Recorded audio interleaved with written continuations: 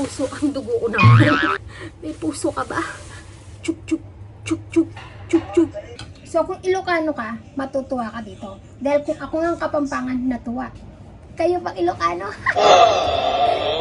Ready na? Subukan natin ang first time kong niluto na igado.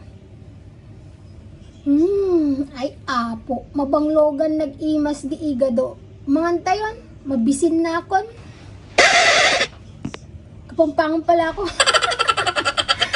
Kanya man na yung igado. Tara, manganta na, maranap na ako.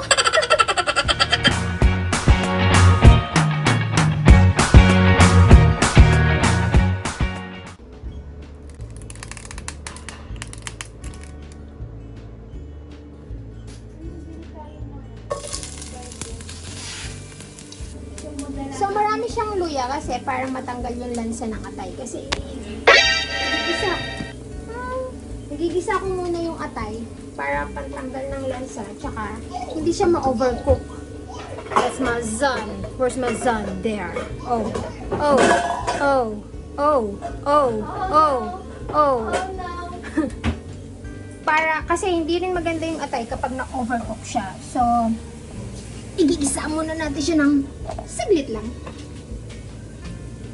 So, madaming luya. Para matanggal yung lansa.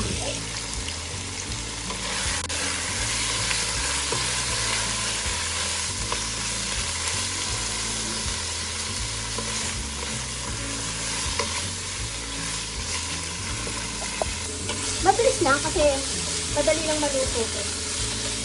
Kasi sasama pa natin siya mamaya sa kanin. Pag na-overcook kasi yung atay, it's rubberized and sobrang makunat. Kaya kung ang ipin mo, patay. So, isi-set aside mo natin.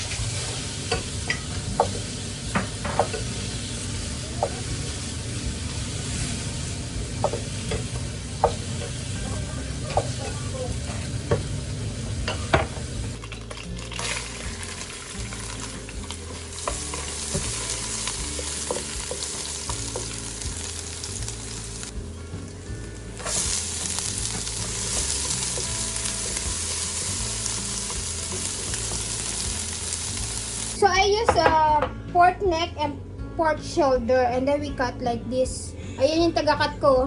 Nanonood. We get strip like this. And then, yung iba minamarinate nila. Hindi ko na siya minarinate kasi kauwi ko lang kanina. I have no time but kung tutusin pwede nyo siya yung marinate. Mas more malasa, more tasty syempre. Pero pwede rin naman kahit hindi nyo i-marinate. Isasabay na rin natin yung puso. And then, syempre, kinat din natin ng strip.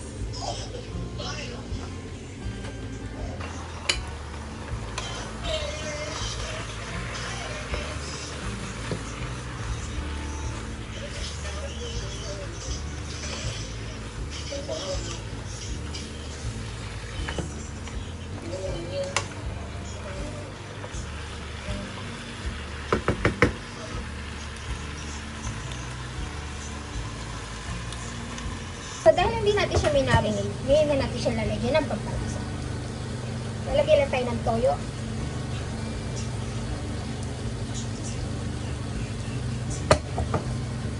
Papa.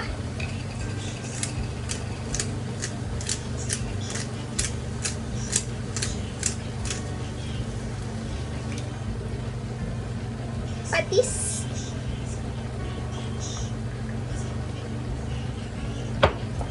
Lalagyan natin ng konting asukal para mag-balance lang yung hindi masyadong maalat. Dahon ng laurel.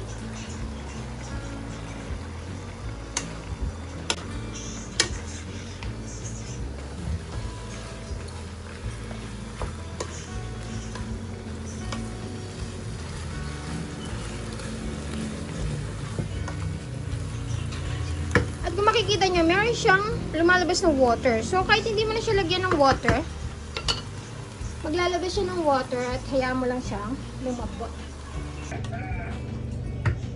Now, tatakpan lang natin. At Antayin lang natin hanggang lumambot yung karne. At yung isa, gutom na. Hindi pa rin luto. Antayin mo natin, mas masarap kung malambot ang karne. So, antayin muna natin malambot. And then, pwede na natin halong ibang ingredients. Babush. Kita? As I said, nag-water siya, di ba? So, kahit hindi natin siya lagyan ng water, maglalabas siya ng water niya mismo. So, habang ganyan pa siya, may water pa siya, lalagyan na natin siya ng suka. So, hindi naman masyado marami yung lalagyan natin. Konti lang. Sabi ko, konti lang eh. So, hindi mo na natin siya haluin. Hayaan lang natin kumulo. Yung suka, bago natin haluin.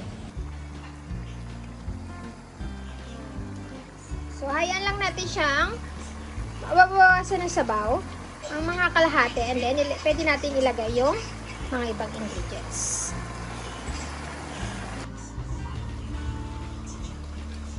Diba? Ang ganda na niya.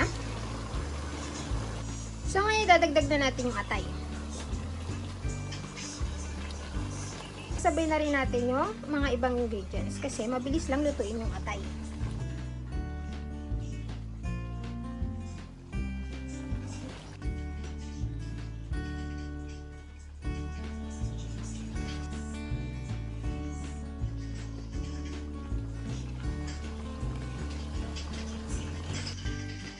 So, haluin na natin ito hanggang sa kumulo lang siya. Mga 5 minutes, luto na to. Ready na. Pwede na natin kainin. Yung iba nilalagyan nila ng atswete or anato para magkulay. So, I think no need para ngayon na para maging authentic na lang yung kulay niya. I want it natural. Kasi this is my first time to cook igado. So, gusto ko all natural. So, ngayon, luto na siya. Pwede na natin tikman ang aking first time igado. So, kung Ilocano ka, matutuwa ka dito. Dahil kung ako ng Kapampangan, natuwa. Kayo pang Ilocano? Subukan natin.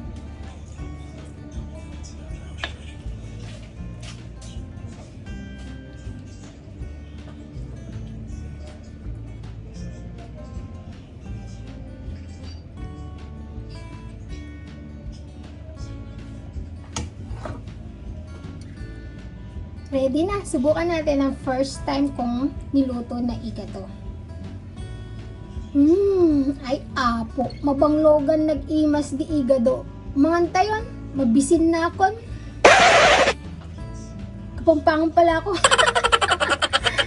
Kanyaman na yung igado. Tara, manganta na. Maranop na ako.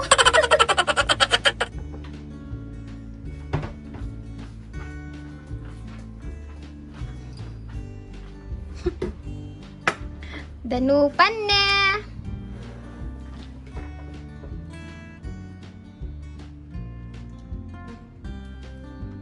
Malambot? Alright. Nagalala ako na hindi siya lumambot. Kasi hindi ko siya nilagyan ng water. So let's try. Hindi na-overcook yung atay. Actually, this is my first time nagluto ng igado. Actually, parang maghapon yata ako nag-research ng recipe niya kasi sa dami ng mga pinanood ko, it's magkakaiba. Tapos may patatas, may etc. etc. So, eto sinundan ko. And yung mga ibang nakita ko, pinagsama-sama ko na lang. And hoping, papasa ako sa mga Ilocano. That's right. Puso? Yeah. May puso para sa'yo, para madagdagan ng puso mo. You have atay. Puso. I think this is the puso. Yung kalas lumambot, no? Yeah, it's kanin. Hindi na nakita. That's correct. Ow! And then the baboy. So, ito yung kutsara ko. Ito yung pang-serving ginamit ko.